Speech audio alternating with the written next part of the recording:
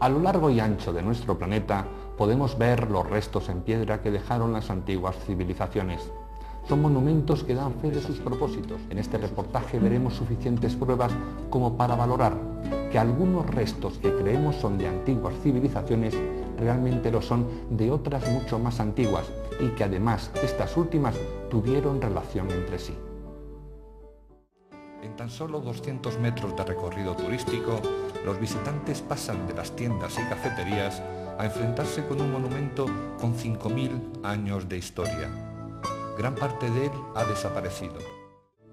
Stonehenge empezó a izarse en el Neolítico, 3.000 años antes de Jesucristo, y su aspecto final alberga varios elementos constructivos. El círculo exterior está compuesto por 30 grandes monolitos de gres, de 25 toneladas de peso cada uno, provenientes de las canteras del actual Malbrook Downs, situadas a 30 kilómetros de distancia. Originariamente estaban unidos entre sí por un dintel de piedra de 7 toneladas de peso. Dentro de este primer círculo se encuentra otro, formado por bloques de 4 toneladas que fueron traídos de las montañas de Presley, en el sudeste de Gales. Más en el interior del monumento se alzan orgullosos 5 gigantescos trilitos. Cada uno de estos bloques verticales, de 45 toneladas de peso cada uno, se alzan orgullosos a 7 metros de altura y albergan. Ninguna piedra está colocada al azar en esta enigmática construcción. Tanto el número como la disposición de las piedras corresponde a un plan preciso y estudiado para que un observador, iniciado en las leyes de la astronomía, pudiera dictaminar con una simple observación los movimientos del Sol, los ciclos lunares y hasta los eclipses que se producían con el transcurrir del tiempo. Tanto los 5 trilitos interiores como sus menires interiores están colocados en forma de herradura cuya parte abierta da origen a la gran avenida que antiguamente llegaba a Stonehenge y que llegó a medir cerca de 3 kilómetros. Esta avenida es donde se encuentra actualmente la piedra llamada Hillstone. Miraba exactamente al punto del horizonte donde se elevaba el sol en el solsticio de verano. En la periferia de toda la construcción pétrea se encuentran distribuidos simétricamente 56 pequeños agujeros, conocidos como los hoyos de Aubrey, que en su día albergaban postes de madera. Hillstone constituye un buen punto de observación para comprobar cómo la brújula marca con precisión la situación del bloque con respecto al conjunto monumental. Stonehenge es el círculo de piedras más importante del mundo, pero no es el único. A pocos kilómetros de distancia quedan los restos de lo que debió ser otro gran centro ceremonial, erigido con similares propósitos. Avebury, el círculo megalítico más grande que se conoce, medía 365 metros de diámetro y contenía 2 círculos menores, un círculo solar o del hombre y un círculo lunar o de mujer. Su procedencia es asimismo neolítica y estaba conectado a Stonehenge por un camino de 36 kilómetros de largo. Era otra ciencia, otra forma de conocer la naturaleza y sus propiedades. Los ciclos astronómicos que marcaban la posición de los bloques era el calendario de sus estaciones del cielo. Diferenciaban los astros, eran de calor. Su esencia estaba conectada con su entorno y se sentían protagonistas de todos y cada uno de los sucesos universales de los que formaban parte. Este es el mítico río Urubamba. Desde sus orillas fueron recorridas por los incas en busca de una cumbre lejana, cercana a los mismos dioses. Son los terrenos de Pachamama, la diosa de la tierra. Los puestos de recuerdos y artesanías rodean al viajero con colorido y algarabía hasta que se toma un microbús que por un camino serpenteante llega hasta el centro turístico más importante de Sudamérica. Machu Picchu es un portento de la naturaleza y de la sabiduría de sus constructores. No cabe duda que es un monumento dedicado a los dioses. En el Intihuatana, al igual que Stonehenge, se ha cuidado en su construcción el más mínimo detalle para que su sombra vaya marcando todos los acontecimientos solares que suceden al cabo del año. Solsticios y equinoccios quedan registrados por la sombra que marca el monolito con toda precisión. Las piedras en Machu Picchu no solo están cargadas de historia. Nadie sabe cómo se llamaba realmente la ciudad. ni los propósitos para erigirla, ni los motivos que tuvieron sus pobladores para abandonarla repentinamente. Edificios que sabemos fueron construidos por los incas, pero que poco o nada tienen que ver con los grandes santuarios de Machu Picchu, los más antiguos, los más perfectos, los que por su tecnología hacen pensar a no pocos investigadores que antes de que los incas se establecieran allí ya existían algunos monumentos erigidos por alguna civilización anterior a los propios incas.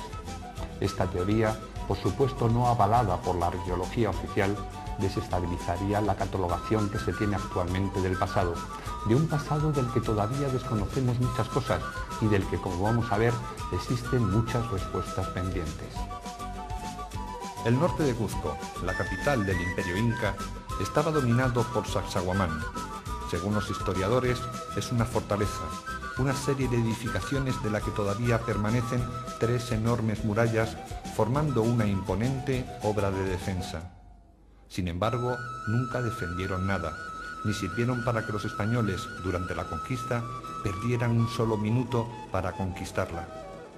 Militarmente hablando, es un despropósito, y pensando racionalmente nos explica el derroche de esfuerzo para levantar estos monolitos. Si lo que querían era simplemente servir de freno a un posible invasor, no se comprende la meticulosidad para que todos los bloques estén unidos en íntimo contacto, sin que se pueda introducir la punta de una navaja por sus juntas. Está escrito en tinta verde. 9.234 kilos pesa este bloque, y no es más grande que muchos de los utilizados en la antigüedad. De hecho, en Perú, en Líbano o en Egipto, existen bloques 200 veces más pesados, que no fueron izados con grúas. Esta industria de la elaboración de la piedra está situada en plena sierra madrileña.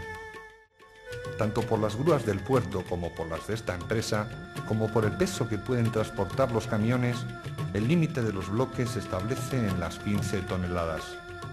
Yo tuve la osadía de preguntar a estos maestros de la piedra cómo se puede subir un bloque de 2.000 toneladas de peso por una cuesta y además ensamblarlo con otros al primer intento. Pero me quedé sin respuesta, porque también ellos la desconocían. Lo único que me dejaron claro fue que las soluciones fáciles no valen y que la fuerza bruta, los rodillos y las rampas no sirven para mover estos tremendos monolitos. En las canteras actuales también tienen sus limitaciones. Los modernos vehículos de levantamiento y arrastre pueden soportar bloques de 3 a 5 toneladas. En las imágenes podemos ver cómo un solo hombre, ayudado por la grúa móvil, puede izar y transportar un bloque que no llega a pesar 1 tonelada. Son las capacidades de nuestra moderna tecnología, desmerecidas por los logros que nuestros antepasados realizaron a lo largo y ancho de nuestro planeta. Este es el conocido rostro de la Gran Esfinge. Junto a ella, un templo milenario ha conseguido vencer al tiempo. Pero a diferencia de todos los demás templos que se levantan en Egipto, sus piedras demuestran que no debemos catalogarlo junto a todos los demás. No tiene ninguna inscripción, ningún relieve. Bajo sus suelos han encontrado enterradas estatuas de diorita del faraón Kefren. Lo que no sabemos es si fue este soberano el que lo mandó construir, o únicamente se apropió de una edificación que ya existía anteriormente. Porque en el caso de que fuera este soberano su constructor, la arqueología debería explicar cómo pudo cortar, transportar y erigir estos monolitos de granito en la época del cobre, y desconociendo la rueda o la polea. Ningún otro templo en Egipto fue construido con esta técnica de uniones poliangulares en piedras irregulares.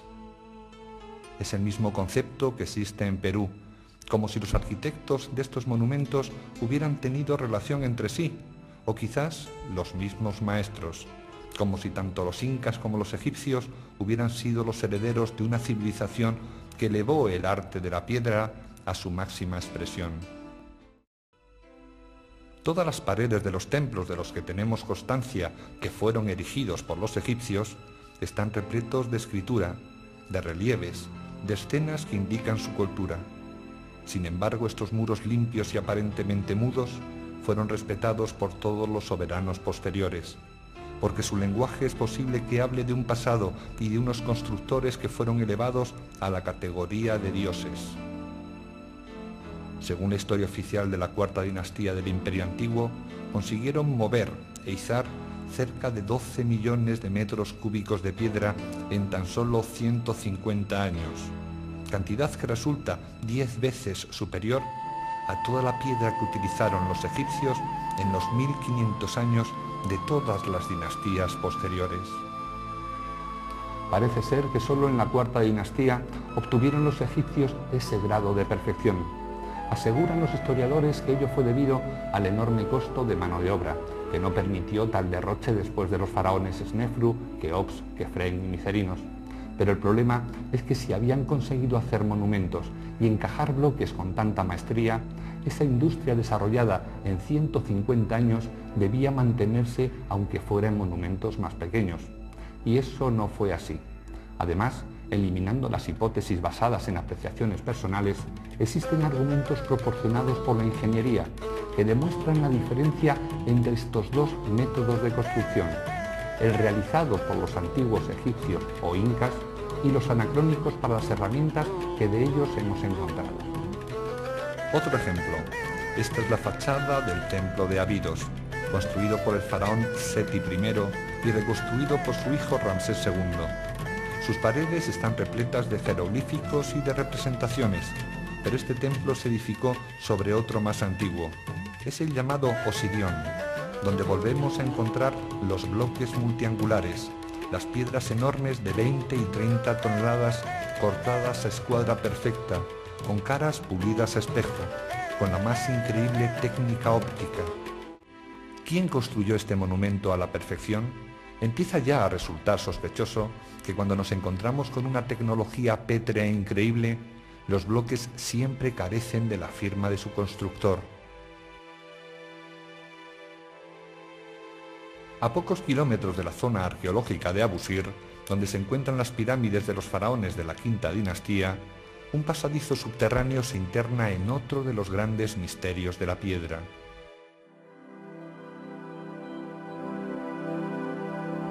Un cartel indica que el Serapeum, el hipotético lugar donde se enterraron los bueyes Apis, es de época tolemaica, pero es falso.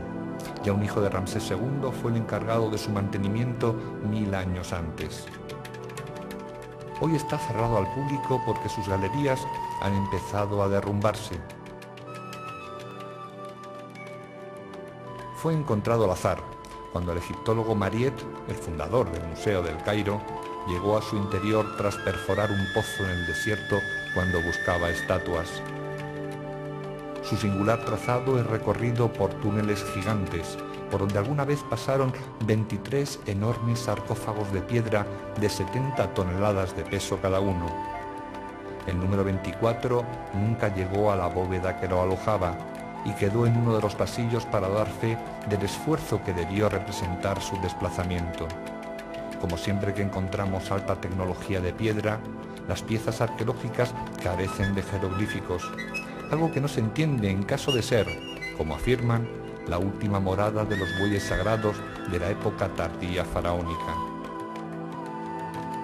Nada en todo el Serapeum indica los propósitos de su construcción, ni su verdadera antigüedad, ni la identidad de sus artífices, y su diseño vuelve a separarse de los cánones con que los egipcios ritualizaban la muerte.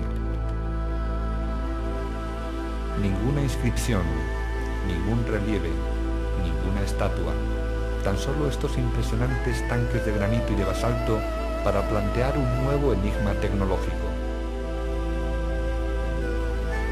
Este sarcófago fue dinamitado por Mariette, uno de los padres de la egiptología, para averiguar, tras la explosión, que su interior estaba lleno de aire.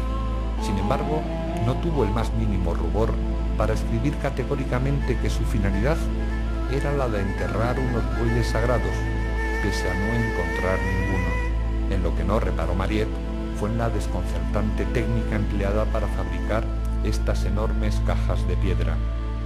El equipo de filmación se encuentra ahora dentro de uno de los sarcófagos. Nuestra compañera va limpiando de polvo una de las paredes para verse inmediatamente reflejada en ella, como si de un espejo se tratase. Observen cómo su brazo aparece claramente en la superficie pétrea, sin la más mínima distorsión. Esta perfección en el pulido es apreciable en todas las caras interiores. No se lo pierdan y disfruten con este plano que nuestra cámara realizó tangencialmente a la superficie de la tapa. Tras limpiarla del polvo depositado, se nos mostró un perfecto espejo que refleja sin ningún defecto todos los detalles.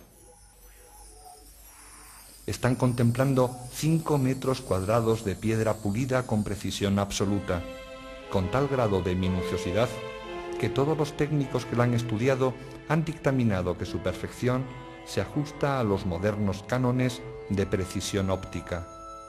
¿Cómo lo consiguieron?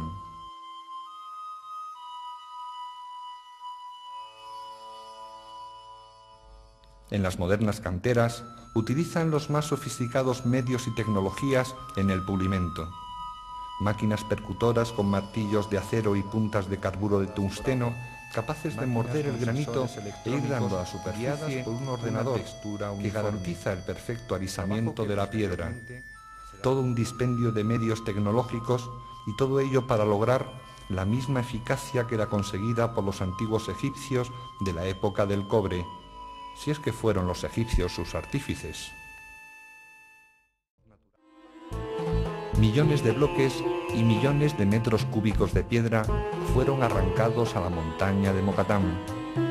Un trabajo que resulta inaudito cuando se piensa que tantos años de esfuerzo solo sirvieron para que un monumento fuera utilizado durante la jornada de la exhumación del cadáver de un faraón. Y tampoco estamos seguros de ello, porque en las más de 100 pirámides que se alzan en Egipto jamás se encontró en su interior momia alguna. En una época en que los monarcas podían durar de varios meses a algunos años, ¿cómo sabían de antemano el tiempo de vida que les quedaba para enfrentarse con una construcción tan titánica?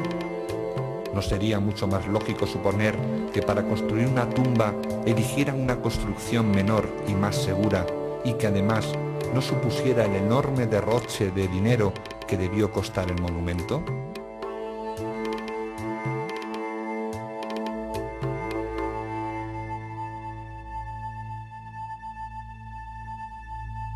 A 40 kilómetros del Cairo se encuentra la otra cantera que suministró piedra al antiguo Egipto, Tura. La extracción de bloques sigue como antaño, aunque el hierro ha sustituido al cobre para serrar las grandes piedras en lajas finas. De corte, posiblemente similar al utilizado hace miles de años, no explica otro de los grandes misterios tecnológicos de la antigüedad: el corte con serrucho de piedras de gran dureza como el granito, y además con una potencia 50 veces superior a las modernas serradoras de nuestra flamante era espacial. Este es un bloque de granito proveniente de Terranova y dispuesto para su corte en una moderna factoría de la piedra. Está anclado al suelo por fuertes brazos de hierro que impiden su desplazamiento, mientras que un fino cable formado por 2 hilos de acero entrelazados, con pertinaz monotonía, va desgastando el surco por donde penetra hasta que tras largas horas de rozamiento ininterrumpido, refrigerando el calor con chorros de agua fría, logra cortar el bloque. Un depósito de hierro, situado sobre el bloque de piedra, va suministrando minúsculas partículas de acero que serán desplazadas por el cable, constituyendo un inmejorable abrasivo capaz de acelerar la operación de corte. La dureza que presenta el cable de acero, la noria capaz de hacerlo mover en un movimiento sin fin, las limaduras de acero y brazos hidráulicos que anclan el bloque, y la electricidad necesaria para mover todo el conjunto, hace imposible que esta tarea pudiera haberse realizado en el antiguo Egipto o en Perú. Otra cosa sería impensable. En la misma factoría tenemos otra forma de cortar la piedra. En este caso podemos observaros una imponente hoja circular de cortar en 4 horas un bloque de 1 metro de grosor. Nuevamente observamos cómo el agua refrigera el rozamiento. Cada vaivén que hace la sierra corta la piedra unas pocas décimas de milímetro y su precisión está controlada por un importante sistema informático que indica al operario el progreso de la cortadora a través de la masa pétrea, la velocidad de revoluciones, el grado de inclinación del corte y la temperatura de fricción. Repito, estamos ahora viendo lo que puede hacer nuestra moderna tecnología, las máquinas más certeras para el corte del granito que existen en este comienzo del tercer milenio, el máximo logro de nuestra gran revolución industrial, el mejor de los aceros, el diamante más duro y la tecnología informática al servicio de los productos, pero un producto que incomprensiblemente encontramos también realizado hace miles de años. Nuestra investigación se dirige ahora al Valle Sagrado peruano, donde las ruinas de Ollantaytambo son unas de las más importantes concreciones en piedra de los antiguos incas. Sus terrazas esculpidas en la falda del cerro son atravesadas por largas escaleras de piedra que paso a paso nos llevan a las alturas. Una obra en piedra que es posiblemente mucho más antigua de lo que se supone y que fue usurpada y recolonizada por los incas. Tal hipótesis, nuevamente, viene avalada por la tecnología anacrónica que encontramos en su manufactura. Observen estas imágenes. Es uno de los cientos de bloques esparcidos por su cumbre y, para nuestro desconcierto, está manipulado artesanalmente con un importante corte que no se terminó, lo que nos permite estudiarlo. No cabe duda que una sierra atacó la superficie de esta piedra de granito dejando la marca de su progreso. 2,5 milímetros separan los dos trozos. Una línea absolutamente recta que no admite la más mínima duda que no tiene procedencia natural. Alguien, hace miles de años, la cortó, con resultado similar al que encontramos en las factorías modernas, pero con una herramienta que no aparece en los museos, porque sencillamente no parece ser el fruto de la tecnología que tenían los incas. ¿Qué seres o qué civilización trabajó esta piedra antes de la llegada de los incas? Volvemos a Egipto, al interior de la gran pirámide atribuida al faraón Keops. Tanto la gran galería como la cámara de la reina están constituidas con piedras calizas. Por el contrario, la cámara del rey está erigida con enormes bloques de granito rojo procedentes de Asuán, y tanto en sus paredes como en los bloques del techo, así como en el sarcófago que se encuentra allí colocado quién sabe desde cuándo, se aprecia el avance de una descomunal, precisa y eficaz sierra que trabajó la dureza del cuarzo del granito como si de mantequilla se tratara. ¿Cómo pudieron hacerlo en la época del cobre, sin acero, sin limaduras de tungsteno, sin refrigeración inducida y sin electricidad? Fuera de la pirámide, donde algún día debió encontrarse su templo exterior, un bloque indica igualmente, de una forma mucho más visual, la presencia de estas sierras desconcertantes. En Ollantaytambo, desde arriba, todo se ve muy pequeño. Las casas, la explanada de ingreso y los turistas que se ven como hormigas. La altura nos afecta y hacemos algunos intervalos para llegar a la cumbre. Ello nos permite ver y diferenciar claramente los dos estilos de construcción aplicados en el complejo. Por un lado, la superposición de pequeñas piedras encajadas con esmero, sí, pero con técnica pobre. Por otro lado, la otra tecnología, la de los grandes monolitos. La primera tiene una concepción artesanal, un esfuerzo humano y los restos que las toscas herramientas de los incas dejaron sobre la piedra. La otra tecnología, la perfecta, la que no deja espacio entre las juntas, la que presenta detalles constructivos difíciles de explicar porque fueron aplicadas unas herramientas que no se encuentran en los museos. Nuestra ascensión llega a su fin y finalmente llegamos a la cima. Este lugar es conocido por sus enormes monolitos tallados de manera perfecta. Es la misma técnica que encontramos en el templo de la Esfinge de Egipto.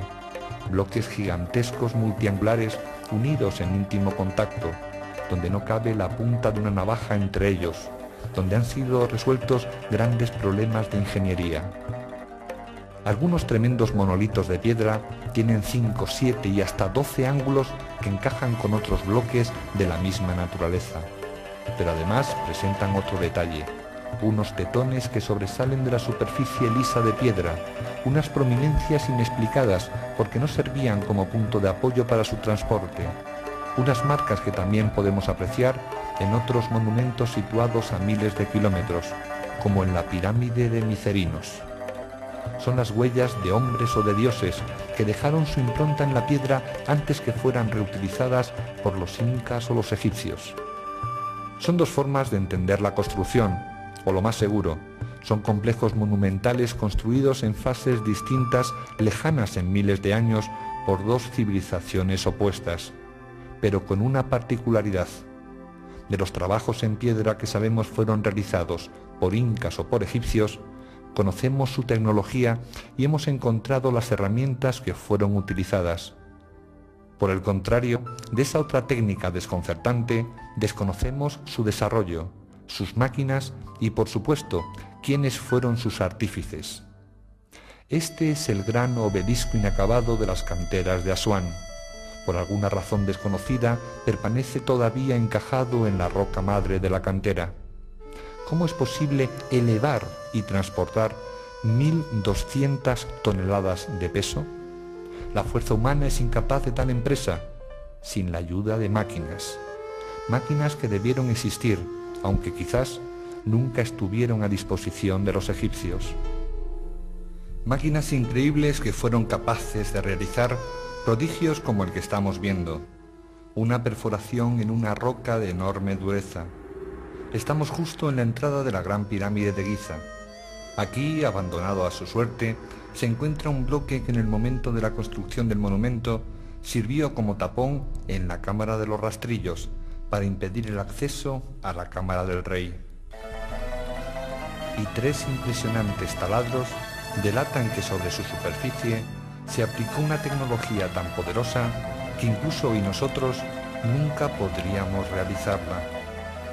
Todos los ingenieros a los que hemos consultado no han dejado de manifestar su asombro, pues no conocen en la actualidad máquina capaz de competir con aquella utilizada en Egipto hace miles de años. Estas perforaciones no han podido realizarse sino con máquinas, con brocas de una dureza incomprensible, que superan los logros de nuestra más moderna tecnología. Este bloque de granito consta de 3 perforaciones. Una de sus esquinas se ha roto precisamente por una de ellas, por lo que nuestra cámara puede recorrer el interior de esos increíbles agujeros de 16 centímetros de diámetro para comprobar el rastro que ha dejado en la superficie de piedra la broca que lo perforó. Con absoluta nitidez podemos comprobar que el movimiento helicoidal de la broca va penetrando en el granito a razón de 2,5 milímetros por vuelta, es decir, con una potencia superior en 50 veces a las máquinas que hoy en día nos llenan de orgullo. Esta prueba arqueológica delata una tecnología anacrónica para los egipcios de la época del cobre. No se puede hablar de interpretaciones subjetivas o de argumentos anticientíficos. A pocos kilómetros de la meseta de Giza se encuentra el área arqueológica de Abusir, donde se elevan las pirámides que construyeron los faraones de la quinta dinastía, es decir, los inmediatamente posteriores a los flamantes constructores Keops, Kefren y Micerinos. En teoría, debían haber sido los herederos de la mejor industria de la piedra de nuestro pasado histórico. Sin embargo, parece ser que de la noche a la mañana se les olvidó hacer pirámides, y sus construcciones, sospechosamente, se parecen muchísimo a las que erigieron sus antecesores de la tercera dinastía. Las pirámides de Neferrikare, Neferrefre y Sajurrá hoy son prácticamente escombros e incluso se puede apreciar la forma con que Imhotep, el arquitecto del faraón Zoser de la tercera dinastía, inició la era de la construcción de las pirámides, la forma escalonada de superposición de mastabas, donde se encuentra en Abusir la evolución piramidal de caras lisas y bloques perfectamente ensamblados en íntimo contacto. ¿O no será que los faraones de la cuarta dinastía no fueron los constructores de las pirámides de Giza o de Dashur, y lo único que hicieron fue usurpar monumentos mucho más antiguos? Pero Abusir guarda muchas sorpresas. Bloques de piedra con una manufactura increíble, tratados con una técnica que incluso las hace cantar.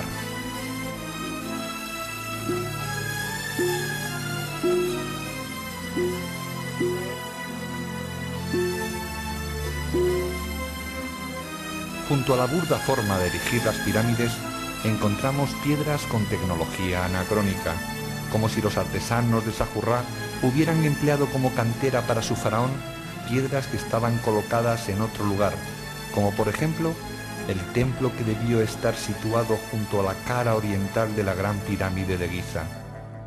En el complejo de la pirámide de Sajurrá se combinan bloques de distintos materiales para formar los muros.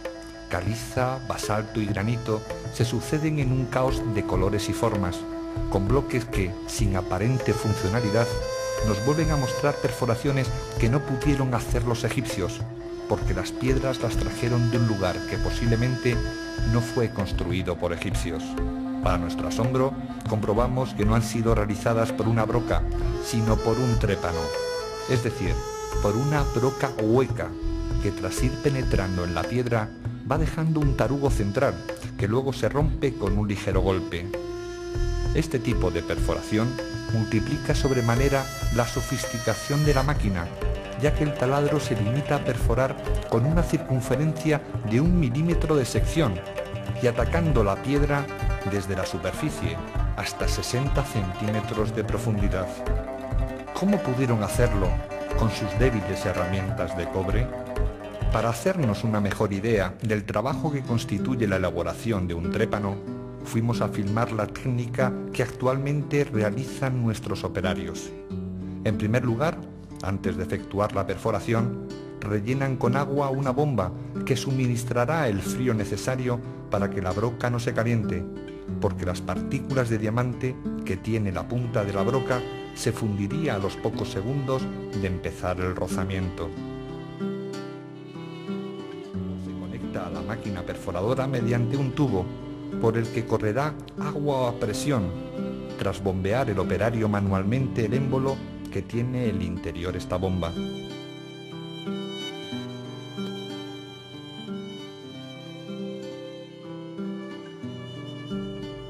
El taladro está sujeto a una base de acero, donde por medio de unas palomillas se ajusta la nivelación necesaria para que la máquina actúe en la adecuada posición vertical, ya que en caso de que se moviera durante la rotación, la broca se partiría. El operario comienza a bombear hasta que la presión del agua es la adecuada. Es entonces cuando hace que la broca tome contacto con la superficie a taladrar y con varias rotaciones del eje marca el lugar exacto donde la máquina va a atacar, en este caso, una superficie de prefabricado cerámico. Tras estos prolegómenos ya tiene todo dispuesto para que la perforadora inicie el taladro. La máquina eleva sus revoluciones y el trépano va poco a poco avanzando, refrigerado por el agua que en ningún momento deja de bombearse.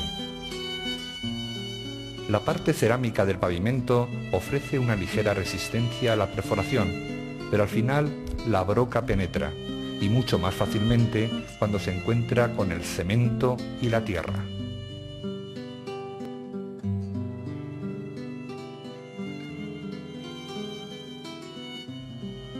El trépano ha logrado su cometido y en el interior de la broca se aloja el tarugo que ha cortado. En él podemos apreciar que las miles de revoluciones de la broca no han dejado huella de su paso por la superficie, que se encuentra absolutamente lisa. Estos trépanos son ahora del antiguo Egipto, situados en piedras del templo de Karnak. En sus paredes observamos que, al igual que los trépanos de Giza o de Abusir, la penetración se realiza a razón de 2 milímetros por vuelta, y en el caso que están ahora viendo, el trépano se corresponde con una increíble broca de 60 centímetros de diámetro. ¿Cómo se puede explicar esto? En las canteras actuales, los martillos percutores realizan agujeros en piedras de granito de la misma dureza que las que encontramos en Egipto o en Perú. No cortan la piedra, literalmente la destrozan a fuerza de innumerables golpes suministrados por un puntero de acero. Así consiguen efectuar las perforaciones necesarias para luego introducir cargas de explosivos para realizar el corte que necesitan. Sus herramientas son siempre de acero y atacan con potencia la roca para que se rompa por los lugares más débiles. Estos maestros canteros conocen todos los entresijos de la piedra, sus posibilidades y sus limitaciones. Saben perfectamente lo que pueden conseguir con las herramientas de que disponen, y por su boca sabemos que lo que encontramos en Egipto no tiene solución con herramientas de cobre, y no existe actualmente herramienta que sea capaz de imitar aquellas perforaciones. En Egipto o en Perú aparece la involución tecnológica. El empleo y la elaboración de tallas en piedra de enorme dureza aparece en los tiempos más remotos. Tanto el granito como el pórfido o la diorita son elevados a su rango más sofisticado en las dinastías más antiguas, mientras que en las siguientes sencillamente se abandona. Este y no otro es el gran reto que tiene tanto la arqueología como la historia: saber conjugar los restos arqueológicos con la tecnología. Y ello es algo que debe de tenerse en cuenta, porque existe una relación fehaciente entre las herramientas y los rastros que han dejado en la piedra. No se pueden trasladar grandes monolitos de cientos de toneladas solo con entusiasmo. No se puede cortar el granito solo con voluntad. No se puede perforar el cuarzo solo con paciencia. Y no se puede negar las evidencias de la existencia de máquinas en la antigüedad. Observen las siguientes imágenes. Son fotografías de unos monolitos de granito situados en el templo de Karnak. Sobre su superficie se aprecia el recorrido que ha realizado una hoja de sierra similar a las que ejecutan nuestras modernas sierras radiales. El problema es que este surco tiene más de 3000 años de antigüedad. Si conocemos las herramientas que tuvieron los egipcios del Imperio Medio y por otro lado sabemos que con ellas no se pueden hacer cortes como estos, ¿quién los hizo? ¿Cuándo y para qué? Son respuestas que quedan pendientes. Lo que no cabe duda es que tenemos argumentos para hacernos las preguntas.